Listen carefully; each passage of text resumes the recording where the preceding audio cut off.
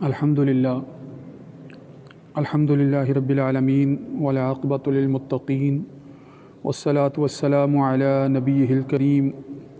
اما بعد فاعوذ باللہ من الشیطان الرجیم بسم اللہ الرحمن الرحیم قال اللہ تبارک وتعالی ربنا وابعث فیہم رسولا منہم یتلو علیہم آیاتک وقال في مقام آخر يا بني إسرائيل إني رسول الله إليكم مصدق لما بين يدي من التوراة ومبشرا برسول يأتي من بعد اسمه أحمد وقال رسول الله صلى الله عليه وآله وسلم كنت نبيا وآدم بين الروح والجسد وقال الله تبارك وتعالى إن الله وملائكته يصلون على النبي يا أيها الذين آمنوا صلوا عليه وسلموا تسليما اللهم صل على سيدنا ومولانا محمد وعلى آل وأصحاب سيدنا ومولانا محمد وبارك وسلم عليه۔ سامعین محترم، ربیع الاول کا مہینہ ہے اور یہ بات آپ جانتے ہیں کہ میلاد النبی صلی اللہ علیہ وآلہ وسلم کے حوالے سے اس مہینے کی خاص اہمیت ہے، اور اس نسبت سے یہ بھی ضروری ہے کہ ہم آپ صلی اللہ علیہ وآلہ وسلم کی بعثت اور بالخصوص اس مہینے کی نسبت سے آپ صلی اللہ علیہ وآلہ وسلم کی ولادت اور آپ صلی اللہ علیہ وآلہ وسلم کے خاتم النبیین ہونے کی حیثیت کو خاص طور پر جاننے اور سمجھنے کی کوشش کریں، اور اس سلسلے میں ضمن میں جو ہے وہ اپنے مطالعے کو خوب بڑھانے کی کوشش کریں۔ یہ وقت کی ضرورت ہے، اور اسی میں جدید دور کے بہت سے فتنوں کا سد باب ہے۔ اسی ضمن میں سب سے پہلے جو بات میں آپ کے سامنے رکھنا چاہتا ہوں وہ یہی ہے کہ آپ صلی اللہ علیہ وآلہ وسلم کی آمد، آپ کی اور آپ صلی اللہ علیہ وآلہ وسلم کے خاتم النبیین ہونے کی حیثیت، یہ وہ بنیادی پہلو ہیں کہ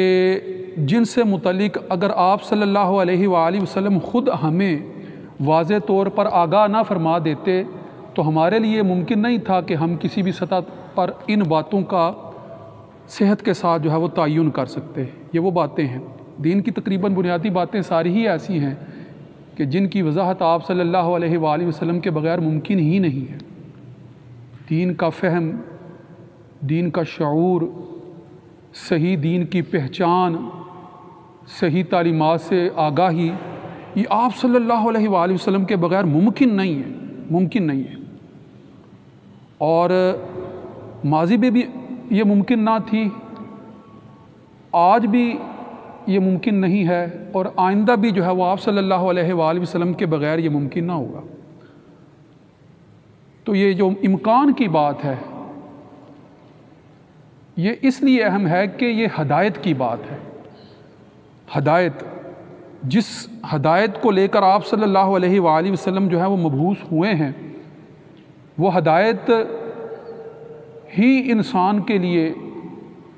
کامیابی اور فلاح کی ضمانت ہے، اس کے علاوہ کچھ اور نہیں۔ تو ابتدائی طور پر آپ صلی اللہ علیہ وآلہ وسلم اپنے منصب نبوت سے متعلق جو ہے وہ ہمیں خود آگاہ فرما رہے ہیں۔ اس ضمن میں شواہد النبوہ جو مولانا جامی کی بڑی معرکۃ الآراء کتاب ہے، اس کے اندر بالکل ابتدا میں جو آپ صلی اللہ علیہ وآلہ وسلم کے منصب نبوت سے متعلق جو روایت درج ہے وہ میں آپ کے سامنے رکھنا چاہتا ہوں، توجہ طلب ہے کہ موضوع جو وہ قائم کرتے ہیں وہ یہی ہے کہ اللہ کے ہاں رسول صلی اللہ علیہ وآلہ وسلم کا نام یعنی کب سے جو ہے وہ آپ صلی اللہ علیہ وآلہ وسلم کے وجود کے متعلق، آپ صلی اللہ علیہ وآلہ وسلم کے منصب نبوت کے متعلق کب سے جو ہے وہ ہم ابتدائی حیثیت سے آپ کو متعین کر سکتے ہیں۔ تو ظاہر ہے کہ جب کوئی چیز موجود ہوتی ہے تو اس کا کوئی نام بھی ہوتا ہے، تو وہ موضوع یہ باندھتے ہیں کہ آپ صلی اللہ علیہ وآلہ وسلم یعنی رسول اللہ صلی اللہ علیہ وآلہ وسلم کا نام جو ہے وہ کب سے جو ہے وہ متعین ہے، کب سے جو ہے وہ اس کا ذکر جو ہے وہ موجود ہے۔ تو اس ضمن میں جو رکن اول میں شواہد النبوہ کے رکن اول میں جو تقریباً 30 کے قریب جو ہے وہ روایات یا جو شہادتیں یا جو دلائل جو ہے مولانا جامی رحمہ اللہ نے نقل فرمائے ہیں، ان میں سب سے پہلے جو روایت وہ درج کرتے ہیں اس سے ان آگے کے مفاہیم کے تعین میں بڑی مدد ملتی ہے، لہذا سب سے پہلے وہ روایت آپ اپنے سامنے رکھ لیں۔ وہ روایت کیا ہے؟ لکھتے ہیں کہ حضرت ارباز بن ساریہ رضی اللہ تعالی عنہ روایت کرتے ہیں کہ رسول اللہ صلی اللہ علیہ وآلہ وسلم نے فرمایا، اللہ کے ہاں میرا نام اس وقت سے خاتم النبیین لکھا ہوا تھا جب آدم علیہ السلام ابھی بے روح جسم خاکی میں تھے۔ ابھی بے روح جسم یعنی خاتم النبیین کے الفاظ کے ساتھ میرا نام یعنی اللہ کے ہاں اس وقت سے لکھا ہوا تھا، اس وقت سے لکھا ہوا تھا جب اب ہم آپ صلی اللہ علیہ وآلہ وسلم سے مروی جو ہے وہ دیگر روایات بھی اس ضمن میں پڑھتے ہیں، جب آپ نے فرمایا کہ کنت نبیًا کہ میں اس وقت بھی نبی تھا جب آدم بین الروح والجسد کہ حضرت آدم علیہ السلام جو ہیں ان کا جسم ابھی بے روح یعنی مٹی کا پتلا تھا، جیسا کہ جسد تھا، ابھی جسد خاکی تھا، ابھی ان کے جسم کے اندر روح بھی جو ہے وہ داخل نہیں ہوئی تھی، میں اس وقت بھی جو ہے وہ اللہ کا نبی تھا صلی اللہ علیہ وآلہ وسلم، اس وقت بھی۔ لہٰذا پہلی بات تو اس روایت کے اندر یہ آپ نے ذہن میں رکھنی ہے۔ پھر اس کے بعد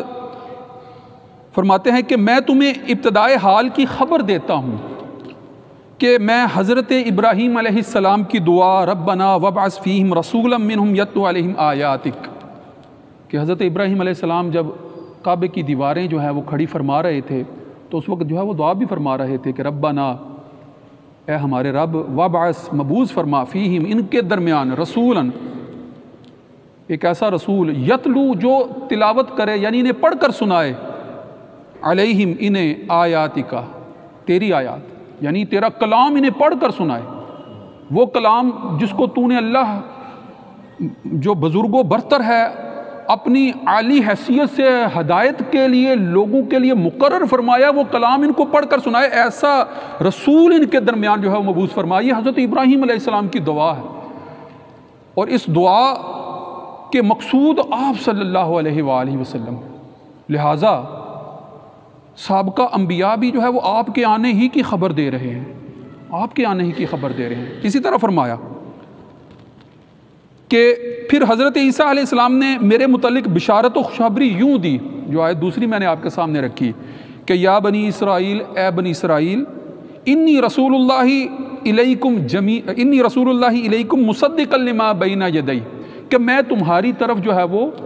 اللہ کا رسول بنا کر بھیجا گیا ہوں جو تمہارے ہاتھوں میں ہے اس کی تصدیق کرنے والا، مصدقا لما بین یدی من التورات یعنی جو تورات مجھ سے پہلے حضرت موسیٰ علیہ السلام پر نازل ہو چکی ہے میں تمہارے سامنے اس کی بھی تصدیق کرنے والا ہوں۔ اور پھر آگے کیا فرمایا؟ وَمُبَشِّرًا بِرَسُولٍ يَأْتِي مِن بَعْدِ اسْمُهُ احمد اور بشارت دینے کے لیے آیا ہوں، اس خوشخبری کو سنانے کے لیے آیا ہوں، میں خوشخبری دینے والا ہوں، مبشر ہوں، وہ خوشخبری دینے والا۔ کس کی خوشخبری دینے والا؟ اس رسول کی خوشخبری دینے والا جو کہ میرے بعد آنے والا ہے، اور ان کا نام جو ہے وہ احمد ہوگا۔ یعنی آپ صلی اللہ علیہ وآلہ وسلم کی بعثت سے 600 سال پہلے جو ہے وہ اپنے لوگوں کو اس بات سے آگاہ فرما رہے ہیں کہ میرے بعد جو نبی آنے والے ہیں میں ان کی تصدیق کرنے والا ہوں اور ان کے آنے کی تم کو خوشخبری سنانے والا ہوں، اور یہ بھی بتانے والا ہوں کہ ان کا نام احمد ہوگا، یہ بھی بتانے والا۔ تو آپ صلی اللہ علیہ وآلہ وسلم کی بعثت سے پہلے بعثت سے پہلے جو ہے وہ بہت سے ایسے آثار، ایسے واقعات، ایسے شواہد جو ہے وہ ظاہر ہو رہے تھے کہ جو لمحہ لمحہ آپ کے آنے کی نوید سنا رہے تھے، خوشخبریاں سنا رہے تھے، لوگوں کو آگاہ کر رہے تھے کہ یقیناً وہ جن کو وجہ وجود کائنات جو ہے وہ بنایا گیا ہے، کہ جن کے آنے کی وجہ سے اس کائنات کو جو ہے وہ تیار کیا گیا ہے،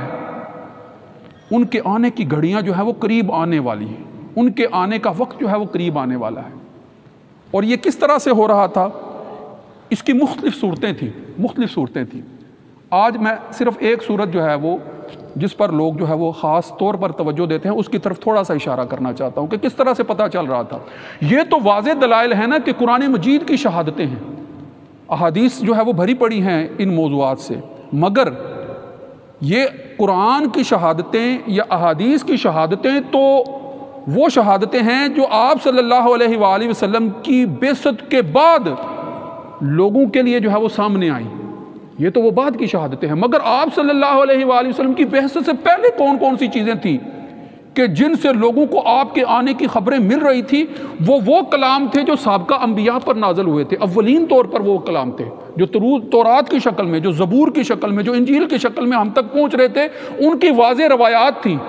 ان کے اندر جو ہے وہ تفصیل سے جو ہے وہ واقعات موجود ہیں۔ پھر اسی طرح ایک بڑا ہی دلچسپ پہلو ہے کہانت کا پہلو، کہ جس سے جو ہے وہ لوگوں کو آئندہ سے متعلق جو ہے وہ کچھ خبریں پہنچا کرتی تھی وہ، اور ان سے جو ہے وہ اندازے لگایا کرتے تھے کہ مستقبل میں کچھ ہونے والا ہے یا یہ ہونے والا ہے۔ کہانت ہے کیا؟ یہ قیافے کا بنیادی طور پر علم ہے کہ جو انسانوں کے اندر بعض لوگ مختلف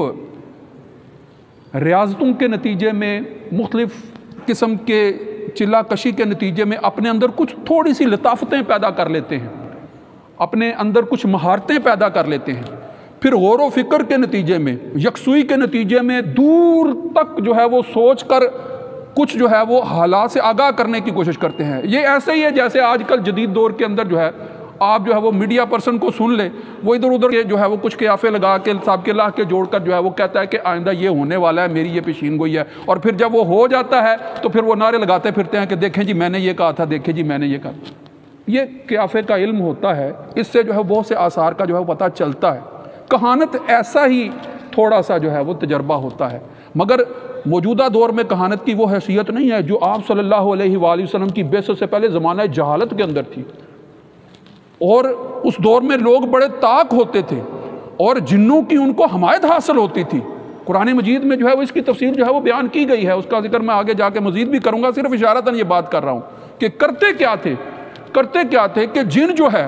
وہ جو آسمان دنیا ہے اس کے قریب جا کر جو ہے وہ فرشتوں کی باتیں سنا کرتے تھے، فرشتوں کا کلام سنا کرتے تھے، اور وہ سن کر جو ہے وہ اپنے کاہن دوستوں تک جو ہے وہ ان خبروں کو کچھ پہنچا دیا کرتے تھے، اور وہ کاہن جو ہیں وہ پھر مختلف جو ہے وہ قیافے کے ذریعے سے جو ہے وہ آئندہ کے حالات جو ہے وہ لوگوں پر کچھ منکشف کر دیا کرتے تھے۔ تو ایسے بہت سے واقعات ہیں جو کہانت سے منسوب ہیں، وہ بھی پتہ دیتے ہیں کہ آپ صلی اللہ علیہ وآلہ وسلم کا، آپ کی بعثت کا زمانہ جب قریب آیا تو کس قدر جو ہے وہ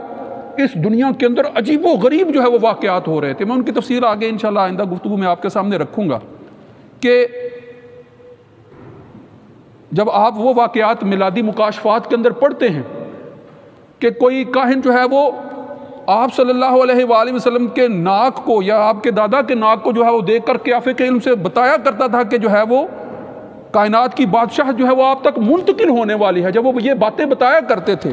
اور پھر اسی طرح پھر حضرت عمر فاروق خود کہتے ہیں کہ میں نے ایک دفعہ جو ہے وہ زمانہ جاہلیت کے اندر جو ہے وہ بت کے قریب بیٹھ کر ایک کاہن نے جو ہے وہ ایک جو ہے وہ گائے کا بچہ جو ہے وہ نخر کیا تھا، اور اس نخر کے بعد جو ہے وہ ہم انتظار میں بیٹھے تھے کہ کب یہ گوشت تقسیم کیا جائے۔ جب یہ گوشت تقسیم کرنے کے انتظار میں بیٹھے تھے تو اسی بت کے پیٹ سے جو ہے مجھے آواز آئی تھی، اور یہ کہہ رہا تھا کہ ایک خوبصورت آواز والا آدمی جو ہے وہ آئے گا اور وہ لوگوں کے درمیان جو ہے وہ یہ کلمہ جو ہے وہ پڑھا ہوگا کہ لا الہ الا اللہ، لا الہ کہ اللہ کے علاوہ اور کوئی معبود برحق نہیں ہوگا۔ تو اس طرح کے واقعات جو ہے وہ کثرت سے جو ہے وہ ملتے ہیں، انشاءاللہ ان کا تذکرہ کیا جائے گا۔ وآخر دعوانا الحمدللہ رب العالمین۔ سنتیں ادا فرمائیں۔